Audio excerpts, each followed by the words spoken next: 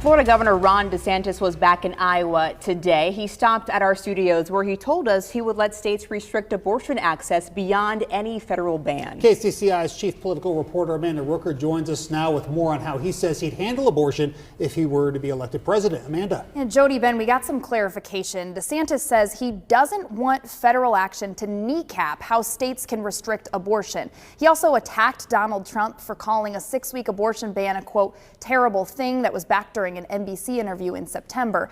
But neither Trump or DeSantis have committed to any specific federal abortion restrictions. I asked DeSantis what he would do as president.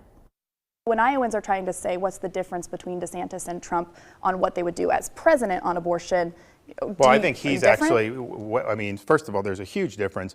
He has said that he would find a period, 15, 20 weeks, and then override pro-life protections before that.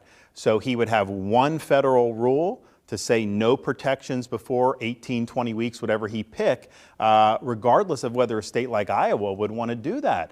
And he says everyone's going to be happy with what he did. He said that in an interview on NBC. Well, if the left is happy with what he's doing, that's not something that pro-lifers are going to be happy with, because the left is very militant on this. So I would never support anything federally that would limit a state's ability to protect life. Does that mean that a President DeSantis would take more of a states-only approach then? Because then a federal law, either way would change how states handle abortion? Well, no. I mean, I think there's a couple things. I mean, one, you just have the practical situation with Congress being very unproductive. There's not a consensus about what they would even do. But overall, to try to say that you would use the federal law to limit protections for life that states have agreed upon, that is a total non-starter with me.